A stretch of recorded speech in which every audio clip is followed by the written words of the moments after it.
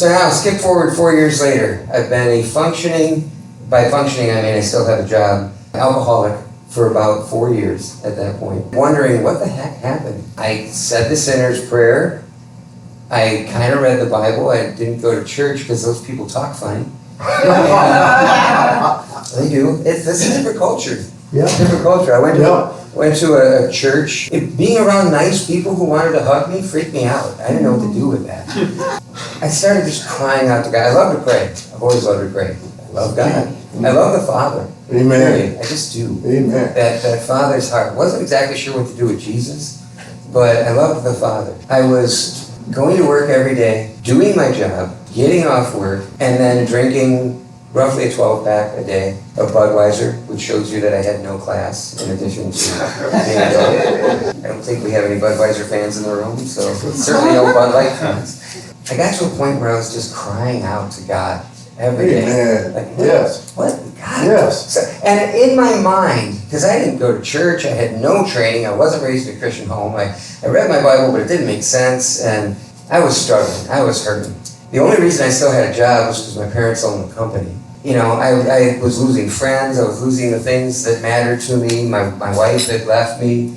I just didn't know what to do with myself. I didn't even want to go home, but I had this building, it was a recording studio.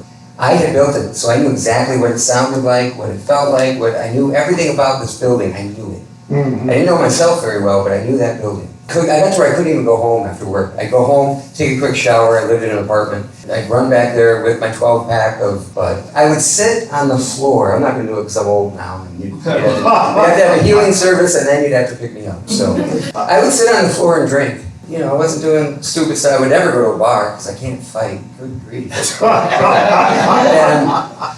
I would sit on the floor and I would open up a can of alcohol, one after another, and didn't even listen to music. I would just sit there.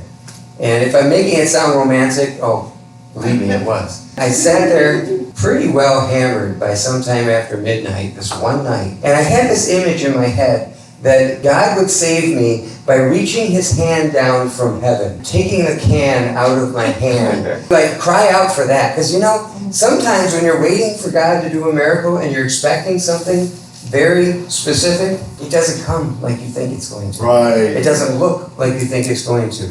You think those disciples were waiting for the kingdom of heaven to be established on this earth by their hero dying and then leaving them and then showing up again like, hey, here I am, but I'm leaving.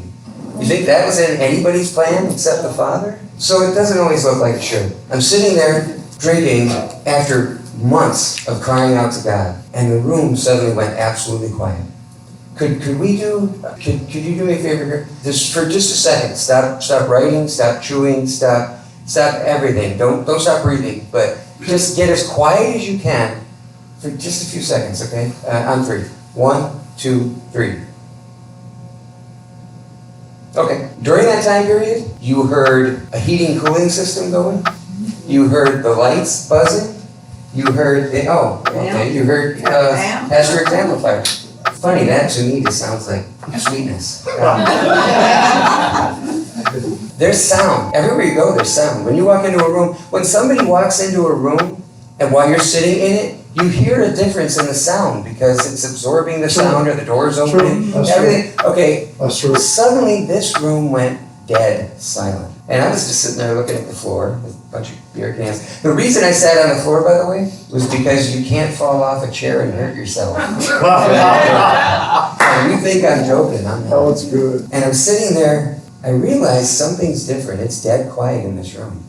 And it's not supposed to be like that. I built this room, I know what it sounds like. And I just looked up from my place on the floor, and I saw Jesus. I'm not going to explain to you what it was, because I don't know. But I saw Jesus. And I knew it was Jesus.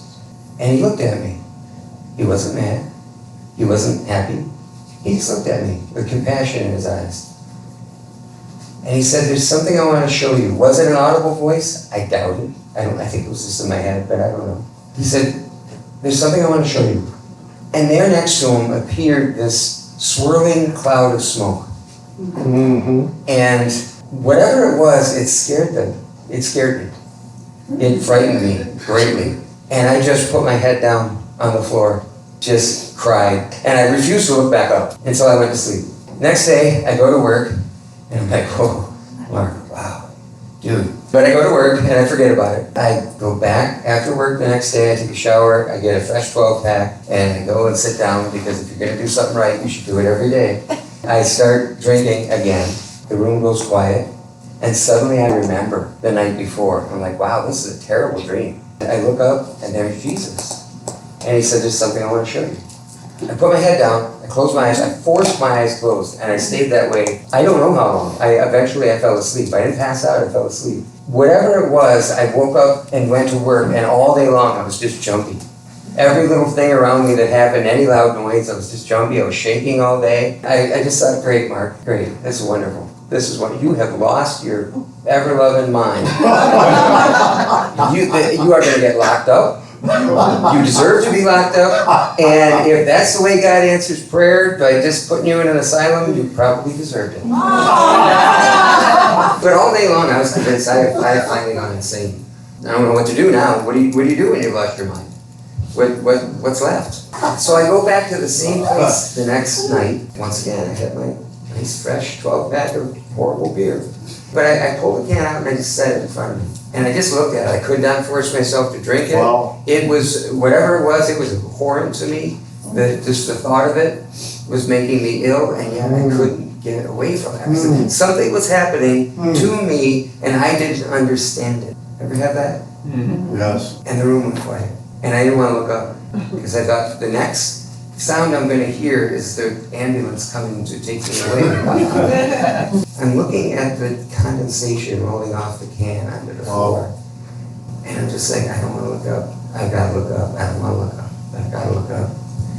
And I look up and there's Jesus. And there's that smoke. Curiosity got the better of me. I finally had something to say, and I said, what is that? And he said, that's your soul. That thing that was terrifying me was my mind, my will, and my emotions. It wasn't my spirit. I belonged to God. Yes. But my mind was ill. My heart was ill. He could fix it. Yes. I couldn't. You ever have one of those crying fits where there's just snot running out of your nose and you're just, you can't catch your breath? And I got up on I got on all fours and I'm just staring at the ground and just like, Jesus, Jesus, Jesus, Jesus. A funny thing happened. I woke up the next day, I looked around, and I remembered seeing an AA pamphlet tacked to a bulletin board in the town at a gas station. So I went there and I found the number and I called. I started going to meetings in Janesville. I started going to church in Footville. And I got baptized and I started reading the Bible. I started having communication. I allowed myself to heal, but more importantly, God healed me. Yes.